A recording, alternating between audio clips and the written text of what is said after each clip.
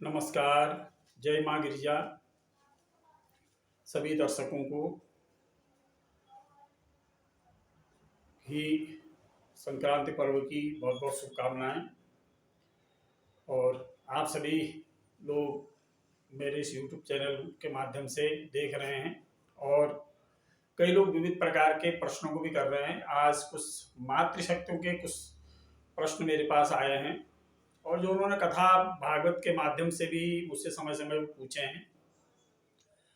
कुछ लोगों ने प्रश्न किया है कि गुरुजी पुत्रेष्टि यज्ञ यानी पुत्र प्राप्ति इत्यादि के लिए लोग यज्ञ करते हैं, तो उसमें पुत्री यानी कन्या को उपेक्षित क्यों किया जाता है। कुछ इस तरह के प्रश्न हैं। देखिए, ये प्रश्न यद्यपि ठीक है, लेकिन आज के लौकिक जगत के लिए मैं समझता हूँ कि इसका ये महत्व नहीं रह गया है। और प्राचीन समय में भी अगर हम देखें कि कन्या को, स्त्रियों को हमारे शास्त्रों में बहुत बड़ा महत्व दिया गया है। देखिए, मैं उन सभी मातृशक्तियों को प्रणाम करता हूँ। मैं स्वयं भी माँ का उपासक हूँ। मेरे सदगुरुदेव, पूज्य सदगुरुदेव भगवान स्वयं माँ भगवती के परम उपासक रहे हैं।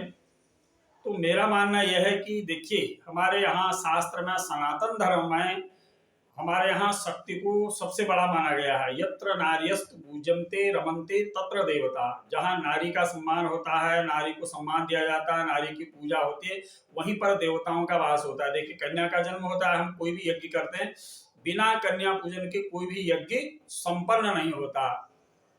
और उसके बाद देखिए, दानों में सर्वश्रेष्ठ दान माना जाता है कन्यादान। और कन्यादान पूर्व से भी माता पिता जो है, जो भी कन्यादान करता है वो कन्या का पूजन करते हैं और उसके बाद कन्यादान करते हैं।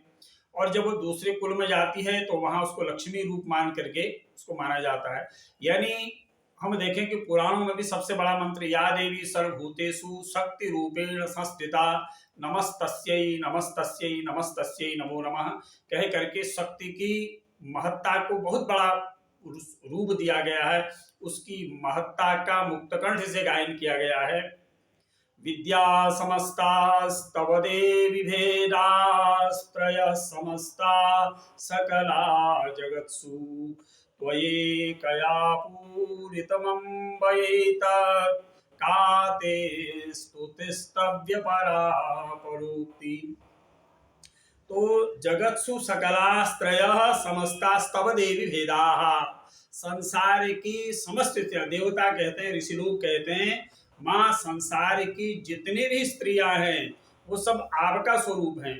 जब साक्षात भगवती अम्बा, जगदम्बा, दुर्गा, भुवनेश्वरी, भवानी स्वयं स्त्रियों का रूप है, तो संसार में उसकी महत्ता कम कैसे हो सकती है। तो ये तो स्वयं भी समझने का प्रश्न है। और मैं आपको एक चीज बताऊं, समस्त पुराणों को, 18 पुराणों की कथाओं में लगभग 7 पुराणों की कथा, शिव पुराण, श्रीमद् देवी भागवत पुराण, मार्कंडेय पुराण, विष्णु पुराण, इनकी कथाएं प्राय हमारे लोक में प्रचलित रहती हैं। और हर किसी कथा में शक्ति का उपाख्यान आता है, शक्ति की महत्ता बताई जाती है, सृष्टि का वर्णन आता है। आदि महाराज मनु की सबसे घर पहले 3 संतानें उत्पन्न हुई, देवहूति, प्रसूति और आकुति। इनसे ही सारा ऋषि वंश, सारा वंश संसार में चला। और यहाँ तो छोड़िए, हम जिस देवभूमि उत्तराखंड में रहते हैं, यहाँ के राजा भगवान हिमालय राज है, तो भगवान के एक अवतार हिमालय माने जाते हैं। तो उन्हीं हिमालय राज के यहाँ शैल सुता राज राजेश्वरी माँ भगवती जगदम्बा ने जन्म लिया। और उनके यहाँ सबसे पहले जब कन्या उत्पन्न हुई तो उसकी महत्ता का वर्णन तुलसीदास जी ने अपने रामायण में किया है। जब ते उमा शैल ग्रह जाई सकल सिद्धि संपत्ति तह जाई।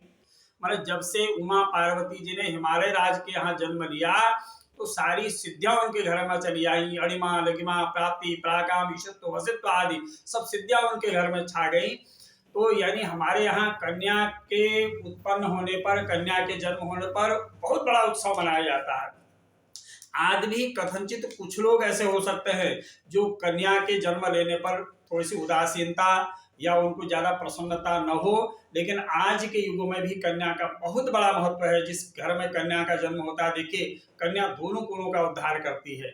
इसलिए जो उसमें पुत्रेष्टि यज्ञ का विधान आया है, या संतान गोपाल जब मंत्र का आया है, संतान का मतलब उसमें पुत्र पुत्री दोनों से तात्पर्य है, घर के अंदर संतान हो जाए। अगर कन्या उत्पन्न हो जाए तो उससे उससे बड़ा तो महत्व कुछ है ही नहीं, वो तो साक्षात भगवती दुर्गा है। तो इसलिए जो है कन्या के महत्व को हमारे सनातन धर्म में कम नहीं आंका गया, बल्कि सबसे ज्यादा महत्व हमारे यहाँ कन्याओं को दिया गया है। देखिए हम घर में पूजा पाठ करते हैं, 2 बार वर्ष की प्रमुख नवरात्रि आती है, चैत्र नवरात्रि और शरद ऋतु की जो नवरात्रि आती है। 9 दिन व्रत करने के बाद जब तक आपने कितना ही बड़ा यज्ञ क्यों नहीं किया हो, जब तक आप 9 कन्याओं का विधिवत पूजन नहीं करते, तब तक उस यज्ञ का फल आपको प्राप्त नहीं होता। और बिना पत्नी के आप यज्ञ में नहीं बैठ सकते। तो हर जगह हर भगवान हर देवता की तो अपनी शक्तियां, उनकी शक्तियों का पूजन पहले होता है, तब उन देवताओं का पूजन होता है। तो इसलिए हमारे यहाँ विद्या समस्ता स्तव देवी भेदा स्त्रय समस्ता सकला जगत्सु कह के भगवान वेद व्यास जी ने, ऋषि मुनियों ने स्त्री के महत्व को बहुत बड़ा स्थान दिया है। तो जिन श्रोताओं का, जिन मातृशक्तियों का ये प्रश्न था कि क्या हमारे सनातन धर्म में स्त्री की महत्ता को कम आंका गया, तो मैं ये कहना चाहता हूँ ये बिल्कुल भी गलत है। या देवी सर्वभूतेषु शक्ति रूपेण संस्थिता, शक्ति से बढ़कर तो कोई संसार में कोई चीज है ही नहीं।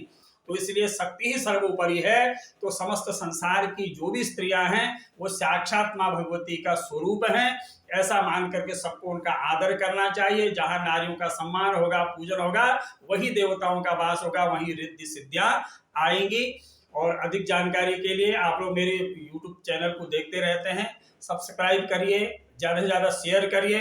और इस प्रकार के आपके जो भी प्रश्न होंगे आध्यात्म से जुड़े हुए, ज्योतिष से जुड़े हुए, मैं YouTube चैनल के माध्यम से समय समय पर आपको दूंगा। जय मां गिरिजा।